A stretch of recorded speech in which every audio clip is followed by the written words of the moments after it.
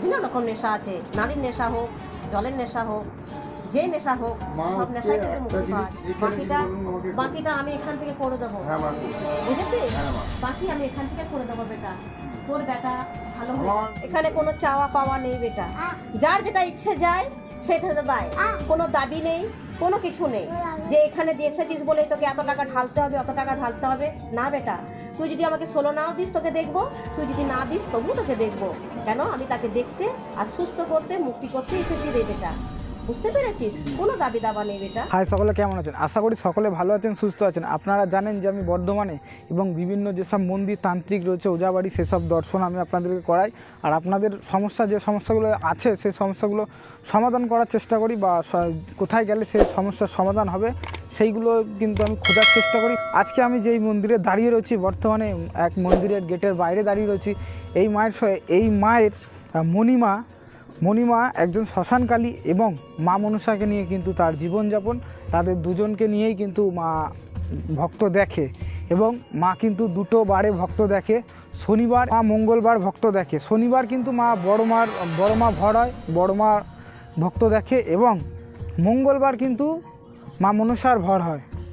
মা মনসার ভর কিন্তু মঙ্গলবার হয়, মঙ্গলবার কিন্তু মা আবার আলাদা ভক্ত দেখে। ভক্ত দেখার নিয়ম একই, হয়তো পদ্ধতি কিন্তু কিছু আলাদা বা ওষুধ কিছু আলাদা। এই মায়ের কাছে এলে আপনারা কিন্তু অবশ্যই উপকার পেতে পারেন। এবং এখানকার যে আমরা দেখলাম, এখানকার ভক্তরা কিন্তু অনেক ভক্তরা কিন্তু মায়ের কাছে আসে, এবং বিভিন্ন ভক্ত কিন্তু বিভিন্ন সমস্যা নিয়ে মায়ের কাছে আসছে। তাদের সেই সমস্যা কিন্তু, সকল সমস্যা কিন্তু সমাধান হচ্ছে। এবং আমরা অনেক মন্দিরে ঘুরেছি, এই মায়ের মন্দিরে এসেছি। মায়ের মন্দিরে কিন্তু উপচে পড়া ভক্ত রয়েছে, স্থানে এসেছে তাদের যে মনস্কামনা আছে সেই মনস্কামনা নিয়ে। আর আজকে আমরা মায়ের সাথে কথা বলেছি, এবং আপনাদের যে কোশ্চেনগুলো আছে সেই কোশ্চেনগুলো আমি মাকে করব, এবং তার ভিত্তিতে আপনাদেরকে শোনাবো। মা বশীকরণ থেকে শুরু করে বাচ্চা হওয়ার সমস্যার সমাধান কিন্তু মা করে দেয়। যে মায়েদের সন্তান হচ্ছে না, সে মায়েদের 1 মাসের ভিতরে কিন্তু বলে দেবে সে মায়ের ফল হচ্ছে কি হচ্ছে না, আপনারাই বুঝতে পারবেন মায়ের মন্দিরে এসে।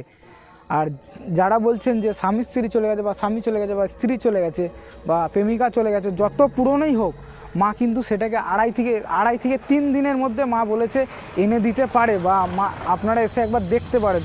মা কিন্তু তাকে 2.5 থেকে 3 দিনের ভিতরে বলে দেবে আপনার সমস্যার সমাধান হচ্ছে কি হচ্ছে না, বা আপনি বুঝতে পারবেন যে করণীয়গুলো আছে, সেই করণীয়গুলো মা যেগুলো আপনাকে বলেছে সেই করণীয়গুলো যদি আপনি করেন, তাহলে আপনি কিন্তু 2.5 থেকে 3 দিনের ভিতরে আপনি বুঝতে পারবেন যে আপনার যে স্বামী চলে গেছে বা স্ত্রী চলে গেছে তারা ফিরছে, বা তাদের কি কতটা কি হচ্ছে আপনারা কিন্তু পুরোপুরিভাবে বুঝতে পারবেন।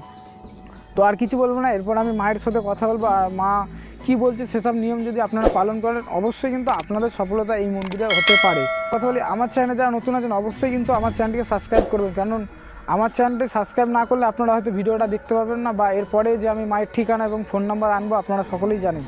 তো সেটার জন্য আপনাদেরকে একটু ওয়েট করতে হবে। আর মা এই ভিডিওতে আমি তথ্য দেবো যে মা কি কাজ করে, সব তথ্যই কিন্তু আমি এই ভিডিওর মধ্যে দেবো। তারপরে কিন্তু আপনাদের ভিডিওটা দেখার পর পরবর্তীকালে কিন্তু আমি মায়ের ঠিকানা এবং ফোন নাম্বার নিয়ে আসবো, কীভাবে এই মায়ের মন্দিরে আসবেন আমি সমস্ত তথ্য কিন্তু ভিডিওতে দিয়ে দেবো। আর ভিডিও জুড়েই কিন্তু মায়ের নাম্বার থাকবে, আপনারা তো সকলেই জানেন। তো চলুন ভিডিওটি শুরু করা যাক। এটা বলে কি আমাদের গরিব ঘরে যত সব হাওয়া দোষ লাগে, এ লাগে সে লাগে, কই বড় লোকেদের ঘরে তো লাগে না, এই কথাটা কিন্তু বলে থাকে। কিন্তু কথা হচ্ছে আমাদের গরিব ঘরে একটু কিছু সমস্যা হলো বিশাল বড় হয়, কিন্তু বড় লোকেদের বড় বড় সমস্যা হলো দরজার ভেতরে হয়, বাইরে হয় না। ওরাও তান্ত্রিক রোজার কাছে যায়, কিন্তু তারা পার্সোনালভাবে কাউকে বুঝতে দেওয়া হয় না। কিন্তু আমাদের গরিব ঘরে বোঝা যায়। আর আমাদের মতন ছেলেপেলেরা, বড় লোকদের ছেলেপেলেরা খাওয়া দাওয়া করে না, তাই তো? এই মাঠে খেলছে, শ্মশানে যাচ্ছে, এখানে যাচ্ছে, সেখানে যাচ্ছে, পড়ে যাচ্ছে তো, তা হাওয়ার দোষ লেগে যায়।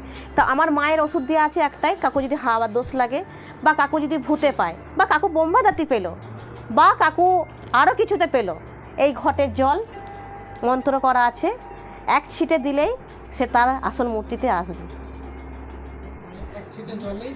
সমস্যার সমাধান। বিশেষ করে বেটা নেশা ভাঙ যারা খায় সব কিছু, ওটার এখানে ছাড়ানোটা সব বিশেষ কথা হয়, বোঝা গেল? এটা যদি আমি যেরকম দিই, আমার এখানে গাছগাছড়ার কোনো ব্যবহার করি না, আমার যা ওষুধপালা সব আমার পুষ্প আর জল, সেটা ঠিকঠাক করে যদি ব্যবহার করা হয় বেটা, সে এমনি নেশা ভাঙ ছেড়ে যাবে।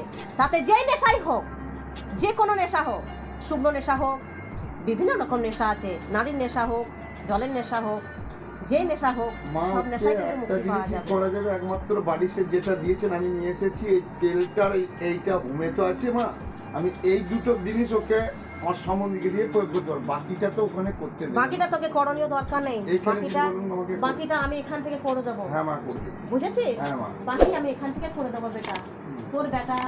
আমার মা বেটা ভালো হোক, ওই যে আমার এখন এই ছোট মা মরেছে এই মোটামুটি 7-8 মাস আগে, মায়ের পুজো আমি এখানেই দিয়ে যাব, আমার যেটুকুন ক্ষমতা আমি মায়ের কাছে সমস্ত মায়ের সমস্ত এখানে কোনো চাওয়া পাওয়া নেই বেটা, যার যেটা ইচ্ছে যায় সেটা দেয়, কোনো দাবি নেই, কোনো কিছু নেই যে এখানে দিয়ে এসেছিস বলে তোকে এত টাকা ঢালতে হবে, অত টাকা ঢালতে হবে না বেটা। তুই যদি আমাকে 16 নাও দিস তোকে দেখবো, তুই যদি না দিস তবু তোকে দেখবো। কেন? আমি তাকে দেখতে আর সুস্থ করতে, মুক্তি করতে এসেছি রে বেটা, বুঝতে পেরেছিস? কোনো দাবি দাবা নেই বেটা, শুধু ওইটা একবার তার মুখে দেব। তাকে যদি ভূতে পেয়ে থাকে প্রথমে তো কিছু বলবে না, তাকে যখন এটা দেবো তার মূর্তিতে সে চলে আসবে কি আমি অমুক জনা। এবার তাকে প্রশ্ন করা হবে তুই কি নিয়ে যাবি। অনেকজনা বলে জুতো নিয়ে যাব মুখে করে, অনেকজনা বলে শিল নিয়ে যাব মুখে করে, অনেকজনা বলে জল ভরা ঘোড়া নিয়ে যাব, বিভিন্ন রকম আছে। তাকে সব কিছু বাঁধন দেওয়ার পর তাকে নিয়ে সে আবার তাকে ছাড়ানো হয়।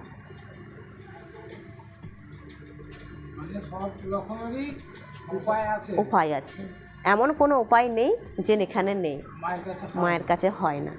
বা বিশেষ করে নতুন কথাই বলি, যেটা সবার সমস্যা সবার আগে হয়ে এসেছে, সেটা হচ্ছে ড্রিঙ্ক। হ্যাঁ এটাকে মোটেই ভাইরাল করো না, নাহলে লোকে ধরে আমাকেই মারবে। এটা এখানে খুব ভালো ছাড়ানো হয়। আর কিছু বলবে? তো কি যেটা আপনি বললেন ওটা আমরা শুনতে চাইছিলাম, তো আপনি তো বলছেন ওটা না। বলা যাবে না।